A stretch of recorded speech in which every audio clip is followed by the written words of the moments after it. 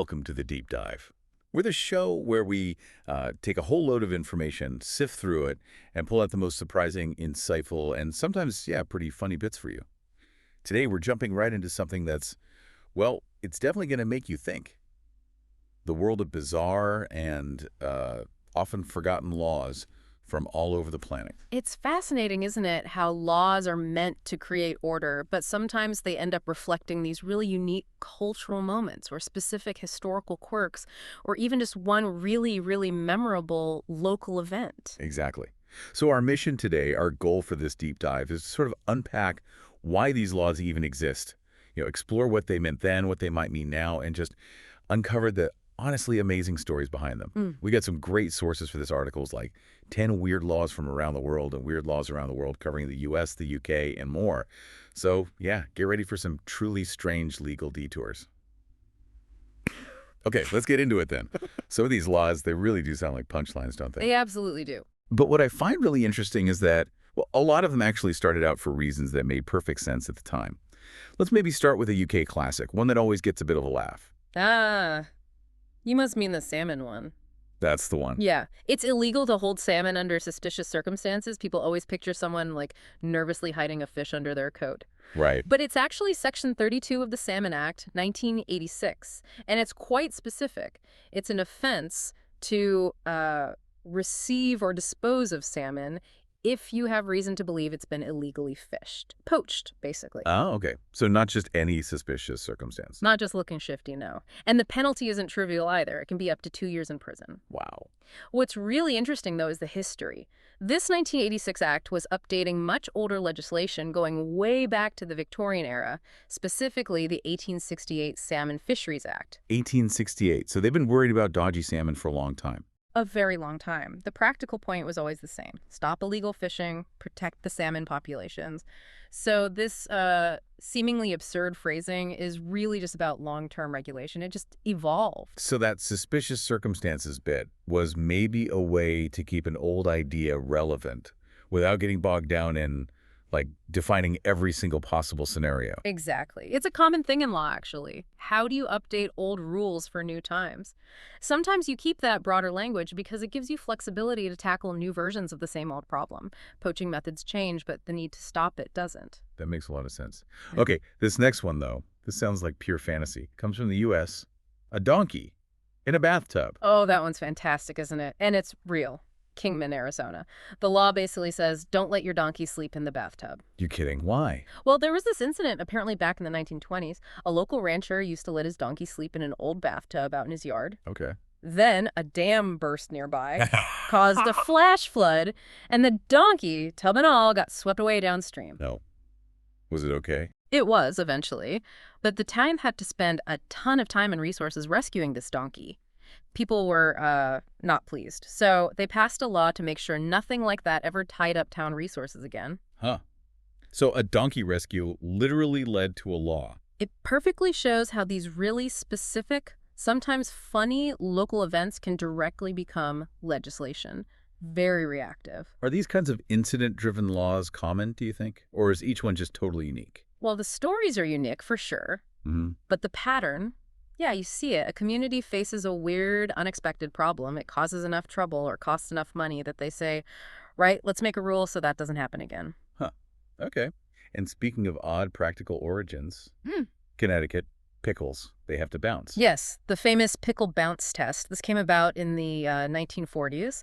2 guys got arrested because they were selling pickles that were off, spoiled. Right. Exactly. And back then, food safety standards weren't what they are today, so officials needed a simple way to check pickle quality. And bouncing, was it? Pretty much. The idea was if you dropped it from a certain height, say a foot, and it bounced, it meant it was still firm, good texture, probably safe. If it just sort of splatted. Right. Probably mushy and bad. Precisely. Considered rotten.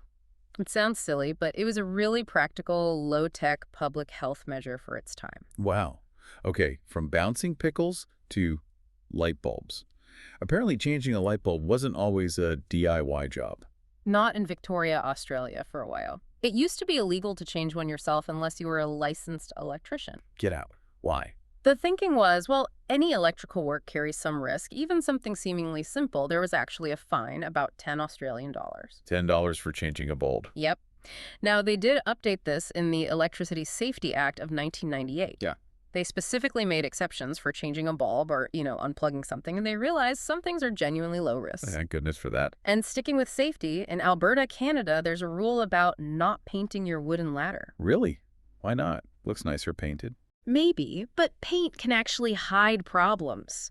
Little cracks, splinters, structural weaknesses in the wood. Plus, it can trap moisture, which makes the wood rot faster. So unpainted is safer, especially for older ladders. Just a simple preventative rule. That actually makes a lot of sense. It's fascinating, though, how some laws just hang around like echoes from another time. These next two from the UK feel like that. Oh, absolutely. Perfect examples, like the one saying taxi drivers have to carry a bale of hay. Still in London. Technically, yeah, it's still on the books. Obviously, it's from the horse-drawn carriage days. The taxi horses needed food. It's completely obsolete now, of course, but it's never been formally repealed. Kind of a charming historical leftover. A bale of hay in a black cab. Right. And then there's the rule about never wearing a suit of armor in Parliament. Seriously, is that still a thing? Again, technically, yes. Oof. Dates back to the medieval period. Parliament could get rowdy back then. Physical fights weren't unheard of, so banning armor was probably a pretty sensible way to try and keep things civil, prevent MPs from literally battling it out. Wow. Politics was rough back then. It certainly had its moments. It's a very vivid reminder of how different things were. Your clothes could literally be weapons. Okay, so from those sort of historical curiosities, let's shift gears. Let's talk about laws that are more about shaping public behavior now or upholding certain values, maybe even national identity. We could start with chickens. Chickens again, this time in Quitman, Georgia. It's illegal there to let your chickens cross the road. The classic joke is illegal. Well, the law isn't about why they cross the road. It's just that owners have to keep their chickens under control. Stop them wandering onto streets or onto your neighbor's prize-winning flower bed without permission, basically preventing feathered nuisances. Okay, fair enough. And it connects, weirdly, to another Georgia law. In Gainesville, you're apparently supposed to eat fried chicken with your bare hands. No forks allowed. What? Why? Because, according to the city, chicken is a culinary delicacy sacred to its municipality. So, yeah, Georgia takes its chickens and how you interact with them very seriously, it seems. Sacred fried chicken. Yeah. Okay. Eat. Moving from chickens to human demeanor. Yeah. Milan, Italy, they have a law about smiling. They do. It's a city regulation, apparently from the Austro-Hungarian times, never repealed. You're legally required to smile pretty much all the time. You have to be kidding. Nope. There are exceptions, thankfully. You get a pass if you're at a funeral or working in a hospital or visiting someone sick. But otherwise. Luigi Fabio, who apparently suggested it way back when, thought everyone should look cheerful. You could technically face a fine for looking glum in public. It's amazing how a cultural preference can get written down as a rule, even if it's not really enforced much today. A fine for frowning. And sticking with public decorum, there's this rumor about a Florida law. Yeah. Something about Thursdays? Ah, yes. The infamous no passing wind in public after 6 p.m. on Thursdays rumor. Is that real? Well, probably not in any enforceable way. It seems to be one of those very old, long-forgotten things, likely from the 1800s. It probably falls under those old, vague laws against, annoying the community or corrupting public morals. Yeah. Things that are very subjective. Exactly. Highly subjective. It makes you wonder what specific incident, or maybe just general prudishness, led someone to even think of writing that down back then. Right. So these local quirks are one thing. But what about laws reflecting bigger ideas like patriotism? Canada has a great example there. It's actually against the law for Canadian radio stations to play too much non-Canadian music. Really? How much is too much? They have quotas. Generally, at least 35% of the popular music played, especially during peak daytime hours on weekdays, has to be by Canadian artists. The CBC, the national broadcaster, aims even higher, over 50%. Why? It's very much driven by a desire to support Canadian musicians and, preserve a distinct Canadian cultural identity, especially with the huge influence of American media next door. It's a deliberate government policy. Interesting. Okay, let's hop over to Singapore. They're pretty famous for having strict rules, right? But often for very clear reasons. Absolutely. Singapore's reputation for cleanliness and order is well-earned, and laws back it up. The most famous example is probably the chewing gum ban. Right, no chewing gum. Implemented back in '92. The main reason was litter. Gum was ending up everywhere, sidewalks, trains, keyholes, causing a real mess and costing a lot to clean up. So they banned the sale and import. And you chew it if you bring it in yourself. Technically, possession and chewing aren't illegal. But because you can't buy it or import it easily, except for specific types like nicotine gum with a prescription, it's just not really around. It worked in terms of cleanliness. And they have other rules along those lines. Oh, yes. Feeding pigeons, big fines, up to $10,000. It's about controlling the bird population, preventing disease, keeping things clean. $10,000 for feeding pigeons. They're serious. Also, you must flush public toilets. There are fines, maybe $150 if you don't. It's all part of their sanitation push. Okay.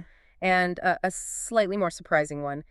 It's illegal to be naked in your own home if you can be seen by the public, even through your window. Seriously. Yep. Fine up to $2,000. It falls under maintaining public order and, well, moral standards. Keep your curtains closed. Wow, that's comprehensive. Okay, back to Canada for a moment. Noise rules.